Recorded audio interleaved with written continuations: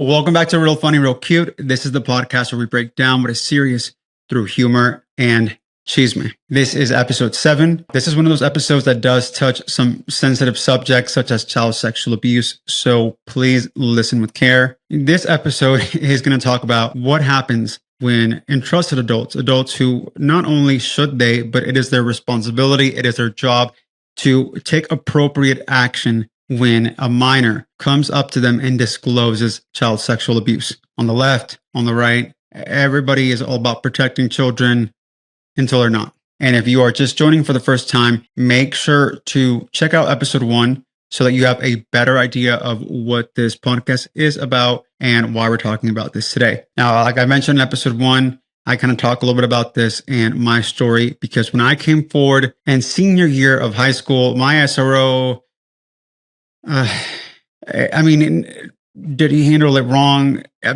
Golly, wrong does not even begin to cover what he did. And I will say that for me, the abuse itself is not what has continued to linger over me, that sometimes, gets a hold of me, because I think that getting into therapy at a pretty early age was very helpful for me in being able to process everything that happened. But unfortunately and sadly, I have to say that really the most traumatic part for me was everything that happened afterwards. For me, not so much the abuse itself, really, it was the way that it was handled. Now, the SRO was not even the first one. And that's why I said this is important, because it's not just one isolated incident. It's not just one person. It's multiple organizations, entities. And I'm just like, this is absurd. And I know I'm not the only one. This is the part that really angers me, is that why are we living in a society where if a minor experiences child sexual abuse, that may not even be the most traumatic part? That the most traumatic part is what happens afterwards when they tell adults. So let's go ahead and get started. Now, in front of me, I do have the report.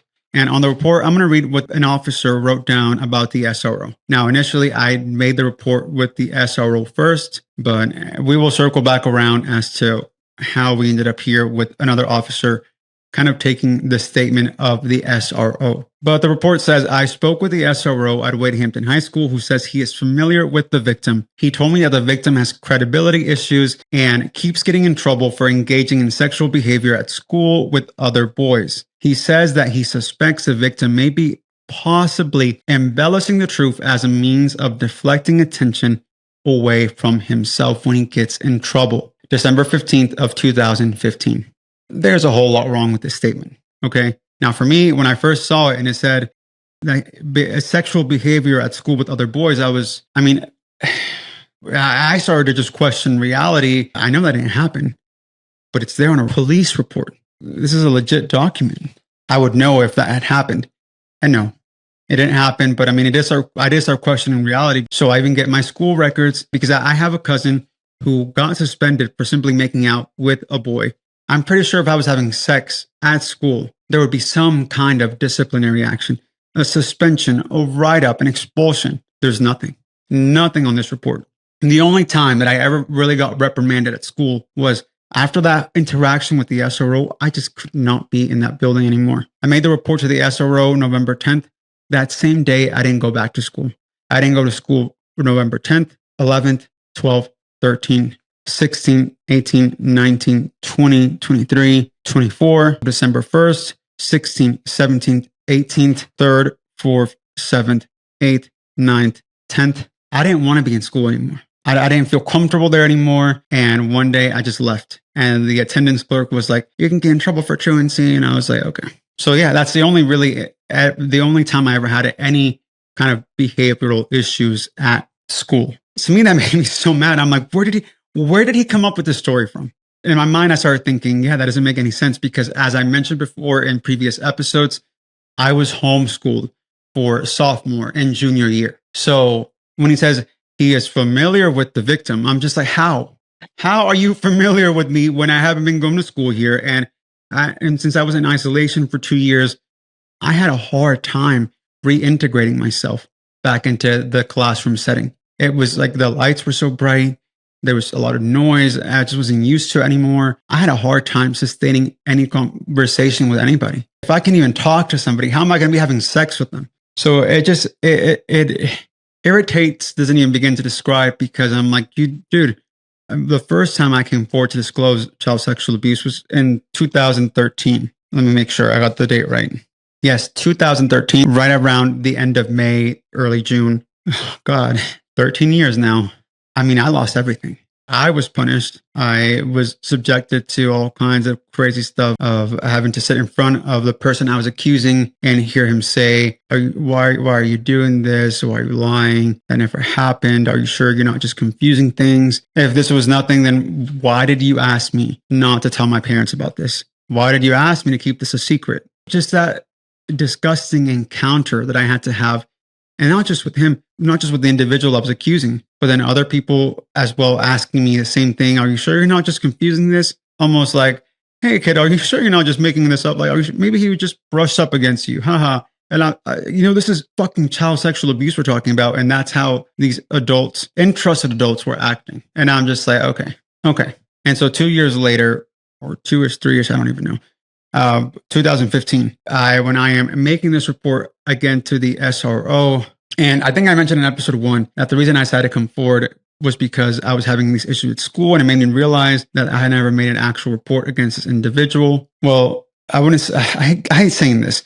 That was a lie. The thing is, at that time when I recorded that episode, I did not know, or I was unaware that there was a law, an effort to pass this law on a federal level that would enable me to speak freely without having to fear being sued. And so at the end of the episode, we are going to touch on that again. But now that I am aware of this, I've decided that I am going to divulge a little bit of that information. I am going to wait and see if that law fully passes so that I can give y'all all of the information. But to be honest, even if it doesn't pass, I think I'm going to do so anyways. But at least I'm just going to wait for it to see if it passes. That way I can avoid any problems. But if not, like I said, I think I'm going to do it either way, because the law itself was named after an individual who went through something somewhat similar and who also was then not able to talk about his story freely and who committed suicide at the age of 28. So yeah, I am 27 and I have been wanting to do something about this since I was 14. So it is about to be half my life. Can say that I have spent half my life dealing with this and trying to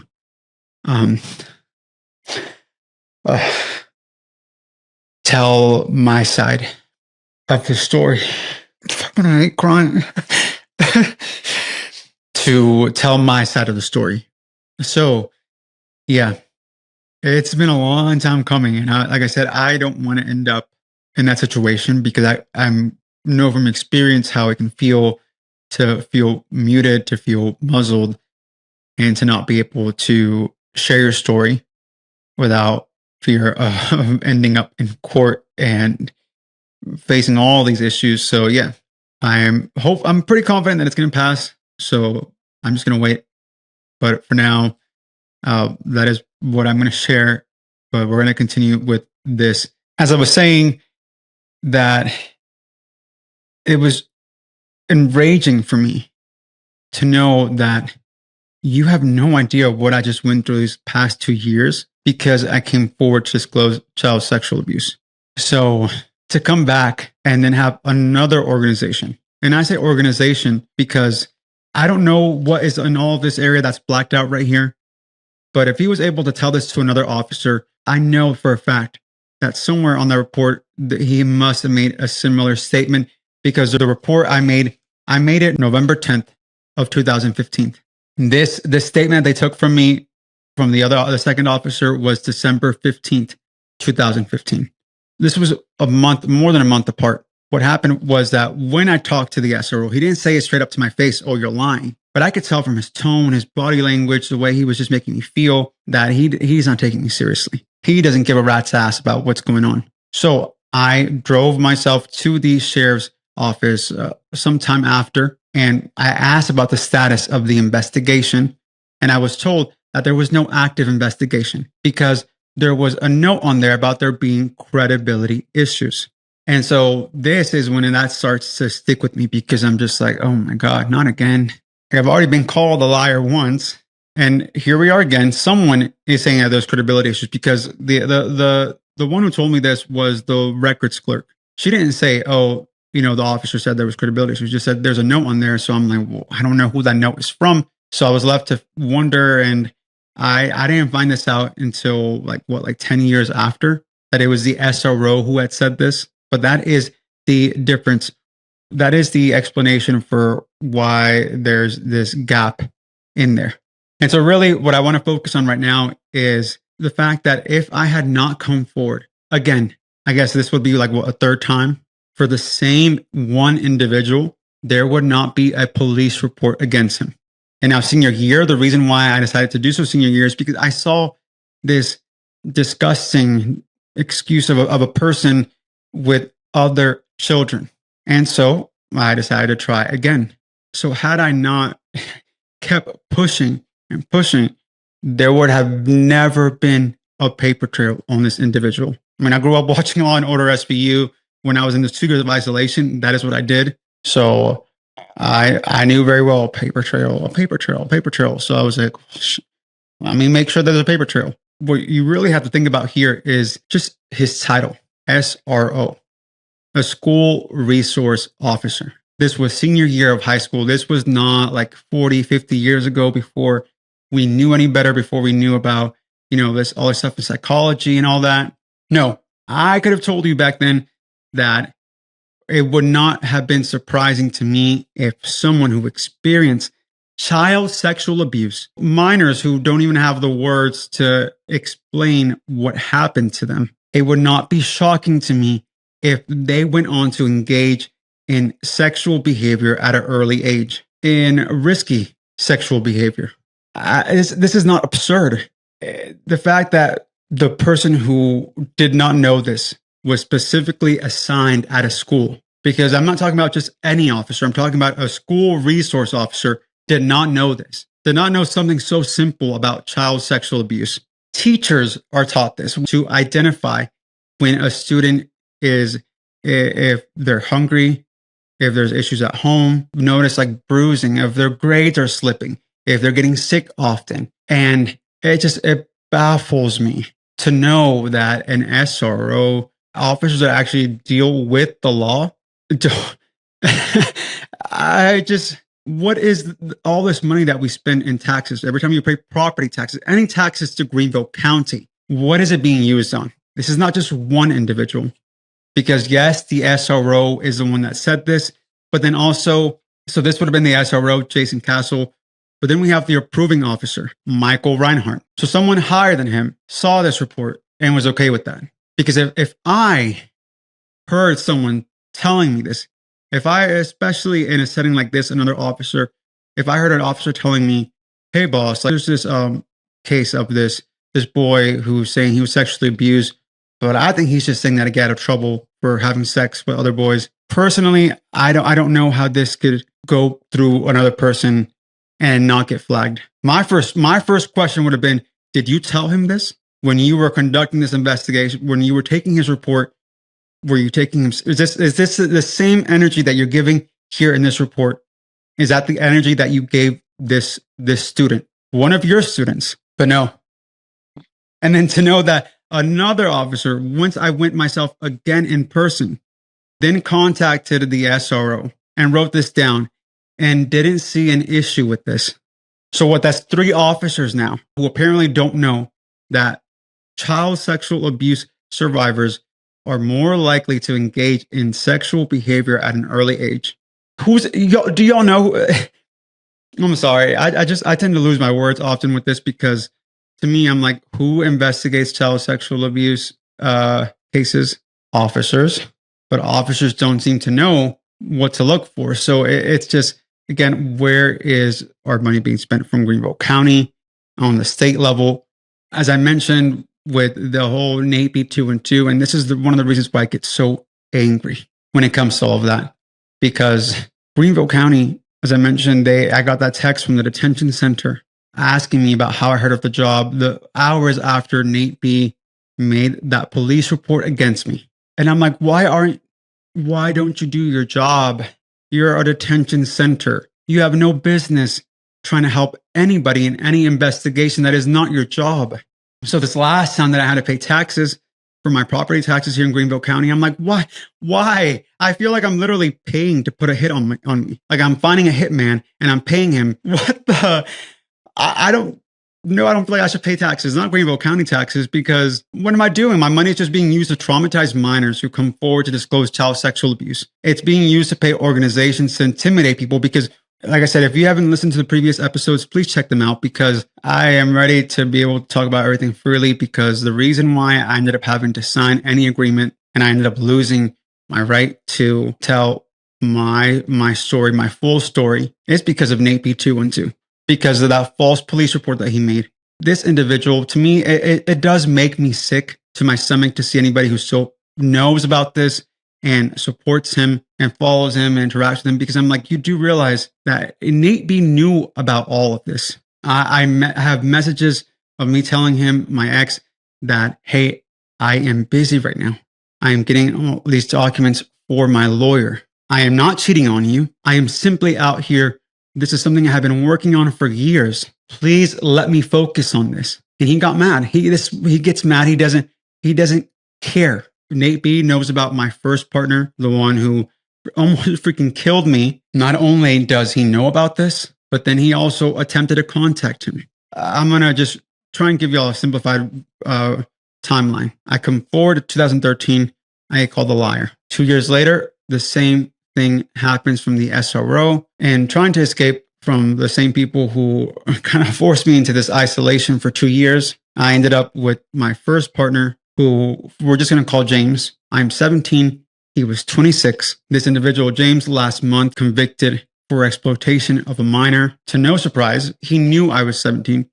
I was still in high school when we were living together. February of 2020 is when I almost get strangled to death. And then I get involved in politics to try and change my life and do things the right way by making a change. Here I am, an individual named Camden that I met at Upstate DSA and Young Dems. He was using his position for romantic gains.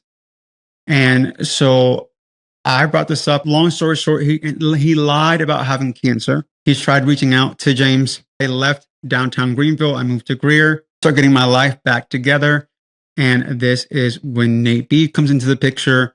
And then after some time, I find out that I had no idea who he was. And when I find myself finally seeing some kind of action going on with this lawsuit against the people that subjected me to this being called a liar, to this isolation, I tell him, hey, I need some time to just handle all of this. Can't be in a relationship. He loses his shit. I start to see who he really is. If you're not familiar with what's going on, check out the previous episodes. But it gets worse because he's tried reaching out to James. He has lied about having cancer. So then we have Nate B and Camden. Nate B lies about having cancer. Camden lies about having cancer. Both of them terminal. Camden wanted a date. I didn't want it. Nate, well, there's a whole lot he wanted from me, not just my money. Both of them reach out to my ex, James. Nate has already said that he has wanted to bash my face, that he has wanted to harm me. Now, from this other dude, Camden, I have the messages that he sent to my ex. And I found those conversations. I asked for an explanation, and he told me that Camden was wanting to get back at me. And now I'm living in my apartments in Unity Park. Camden moves in and starts living there. And I was like, okay, that's fine. That's just a crazy coincidence. Unfortunate, yes. But then one day, the parking lot is empty. It's the middle of the day. Almost everybody's working. Empty parking lot. Tell me why this one dude, Camden, is right next to my car. For what reason? Out of everywhere you can stand, why right next to my car? And Nate B over there in a Unity Park. That is why I left downtown Greenville. I moved to Greer. And now Nate B I'm running into him over here as well in Greer. And now he is ironically living at those same apartments now where I almost died from my first partner, James. And he knows all of this because we were supposed to move to these apartments and we did not because I told him what happened and I told him why not, why I couldn't do it. So to me, it says if he is in those apartments where he knows what I've been through and then adds my friend who he knows is my friend, shortly after tag her in a post, this is no coincidence. He knows what he's doing. And both of these individuals have tried catfishing me. I have the conversations with Camden, the pictures who he's pretending to be. I have the grinder log data from Nate, who he's pretending to be. Canton specifically reaches out to my ex with the intentions of wanting to cause me harm. And there's also a file that they shared. So y'all make what you want of that. Okay. So for me, it's just like anybody who supports any of these two individuals. One of them, like I said, has that file that was shared. And then Nate, to make a police report against me and say I was harassing you when you're sending me explicit pictures during those dates to reach out to my ex who you knew tried harming me. Not tried, who did. These are not normal people. Yet if you keep supporting them, I don't understand. Y'all do realize that the police is not taking me seriously. You do realize that I have never been taken seriously. I have tried warning people in the past about James. No one. He ends up on TV. This Nate B individual. And the reason I'm talking about him, even though I said in episode 5 that I would not anymore, is because I realize that he will always continue to escalate. Because with James, I grew out of it. I'm grown now. He has no interest in me. I'm almost 30, right? Like he doesn't, I'm out of, he leaves me alone. But Nate, I will always be a Latino. I will always have the same skin. I will never outgrow that. So I will always be part of this sick obsession. And I talk about this obsession in my previous episodes, like what, episode 2, 3, 4, 5. This needs to change. This needs to stop. So share, subscribe, help me get some attention to this, because that is the only way that Greenville County is going to care, is if more people are talking about it, if more people are complaining or saying something about this. But I am ready to get off this roller coaster. I am ready to start trying to get to a normal life, because like I said, since 2013, this has been my life, and I am ready to change. I'm ready to tell my full side of the story. And then after that, who knows? Who knows what life has. So thank you for listening, and I will see y'all in episode 8. Chismosos.